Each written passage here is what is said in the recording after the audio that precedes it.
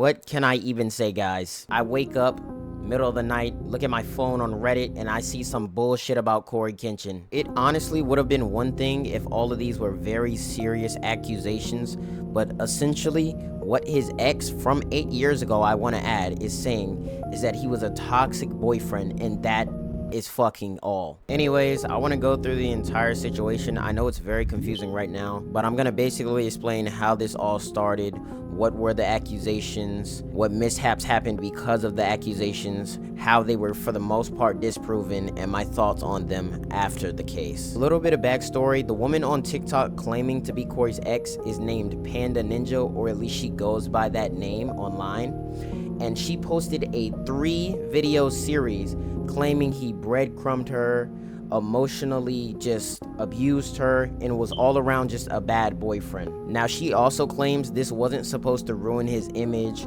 put him in a bad light in any way, and it was more so for her. But if we're gonna be honest, she literally named the series The Truth About Your Favorite YouTuber, and it was clearly vindictive. The purpose was definitely to fuck up his image. Truthfully, I'm convinced the only reason she's saying otherwise is because the internet has decided to collectively shit on her. I'm talking prime John Cena versus the Nexus type shit. I'm talking Avengers Endgame last battle type shit. I'm talking about in it. I got into a groove, my fault, back to the video. Anyways, the first video was a word sandwich and a bunch of bullshit in her 3-part series. The second video is the one we actually want to pay attention to, because that's when the actual screenshots show up. Because of this, I'm going to be starting on the second video, and I'm going to be explaining what the messages say. The first screenshot we see is seemingly CoryxKenshin asking how she's doing and if she's with somebody. She says, "Why do you ask?" He says, "I'm trying to fuck your life up some more." She goes, what? And he's like, he's joking, he's not being serious. And she said, "Never heard you curse before, that's why it threw me off." Notice she actually has 0 problems with the actual joke he told, and she was just surprised that he cursed because he does not do that very often, as everyone knows. Now, this second screenshot is the one that brought up a lot of controversy and kind of made people think this was very sketchy. If you pay attention, you can see that the background color is completely different in both photos. The fonts are now completely different. There is a time skip, and these are the screenshots that are supposed to be right after each other. And on top of that, her profile picture is completely different, and I don't think this is the only time it changes.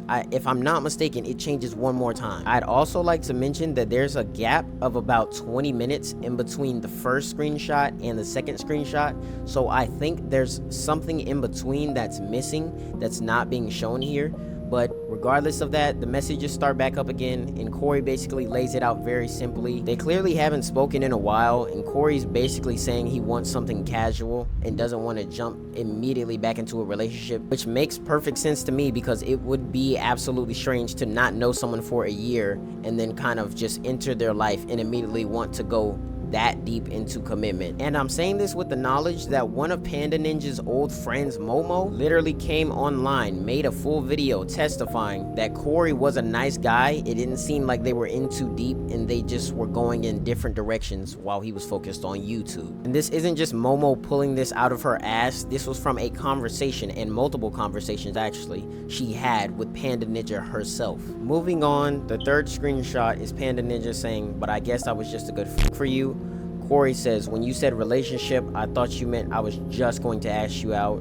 She said, "Nah." Cory then disputes her claim by saying she was, but that's not all she was to him. Meaning, obviously, he did have feelings for her at the time, and this is going to be a recurring theme where she kind of makes a claim, he disputes it, and there's really no proof other than these texts of what she's saying, and they don't confirm what she's saying. It's sort of this stupid circular argument, and the only thing that really could make him look bad is if maybe some of her friends came out against Cory, but all of them are coming out in favor of Cory actually. Anyways, after Cory disputes her point, she then says that's how it felt at the time though, and even if she wasn't just a quick fuck, she wouldn't have let him hit again, and that she doesn't just do that with anybody. Cory then queries to understand her point by asking, "You wouldn't have let me fuck again? Lol." And she confirms, "No, I wouldn't." Cory then says that he also doesn't just sleep around with anybody. pandaninja replies that she doesn't do it because she was sexually abused though, and tries to differentiate herself from Cory. Cory then says, I know, you told me that. I didn't know I got lumped into the category with the person who did that. Which in all fairness is not wrong for him to say because their relationship was consensual. She then kind of shoots herself in the foot by actually citing a time when Cory told her how he actually felt. And then she proceeds to doubt if he really loved her at that time. Then, once again, seeing where this conversation is going, Cory decides to say, backpedal, you were never used for sex. I need to make sure you understand that. I loved you. Like I said, didn't have my shit together. She then replies, you loved me? How is that possible? Again, I want to point out that the background color of the messages is different. The font being used again is different. And her profile picture again is different. And it seems like she took these at completely different times. Because how is the background color different? The font's different. Profile pictures are different. They changed and now they're back to normal. Something is being skipped over here, and that's why a lot of people are calling her out. The last texting screenshot is this one right here. She claims that she was diagnosed with cancer in 2019, and this was his response. That was the most passive-aggressive cancer reveal ever. Now, we don't even see Cory's name at the top. We don't see what message she sent before this, which could have actually been passive-aggressive, by the way. Having cancer does not make you a perfect person. I also want to draw everyone's attention to the fact that there's no timestamp, and actually on her account there was a video stating she actually was diagnosed with cancer February 7th, 2020, and she actually quickly deleted this once people started screenshotting it. And this is where shit starts to get wicked. Lock in, fuck niggas. Remember at the start of the video when I told you guys I was gonna have to talk about some mishaps? Well, I lied, because there's only one mishap. But this is the biggest mishap in the history of exposés ever. pandaninja decides to post a video on her TikTok, on her Instagram. She posted on her social medias. And the video is this. Did you watch me sleep? Did you watch me sleep? Yeah, I actually did something to you while you were asleep too. What? I'm sorry, I just got this fetish that I do, you know. What? I didn't hurt you. You're good, right? What'd you do, Cory? Just don't worry about it. Cory? It's good. Cory, what did you do? Do nothing. Look, this came right on my face. I didn't do anything. He did something, and I'm gonna find out on the next episode of Dragon Ball Z, where you going with this? Now, to the average person with no context, that just sounded like this nigga Cory is the second coming of Diddy Combs. Now, people with brain cells can see in the video they're both obviously laughing and it's a joke. But this is the internet. There are idiots here. As you might have guessed, a lot of idiots hopped on the train and assumed that the allegations were that he assaulted her rather than he was just a toxic boyfriend.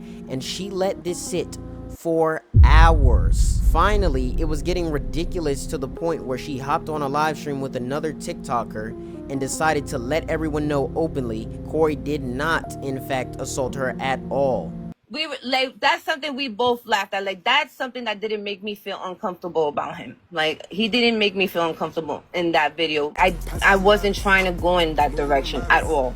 I never said that he SA'd me ever. And I'm gonna reiterate that because, you know, whoever comes in here new and stuff like that, he never SA'd me. And scene. There he goes, guys. CoryKenshin did not SA this girl. He did not assault this girl. We have been on the internet for hours slaving and arguing about if he was toxic or not. And nothing in the messages really makes it seem like he was abusive in any way, which was her actual claim. Not even just toxic, but genuinely mentally and emotionally abusive. None of that was there. All I saw was simple jokes, and that follows the theme because we know their humor, and she confirmed they have the same humor. And then I saw him saying, no, I actually did love you in the past. I was not using you at all. He disputed it every time it was brought up. There's nothing here that points to me saying, oh, CoryKenshin is an abuser. And that is my conclusion. That's my thoughts on the situation. I love you guys. I'll see you guys in the next video. Go check out my Twitch, twitch.tv/GexDead. Have a great day, night, whatever you're having. Have a good one. And I'm gonna see you guys in the next stream, in the next video. I'm out of here, man. This shit is tiring.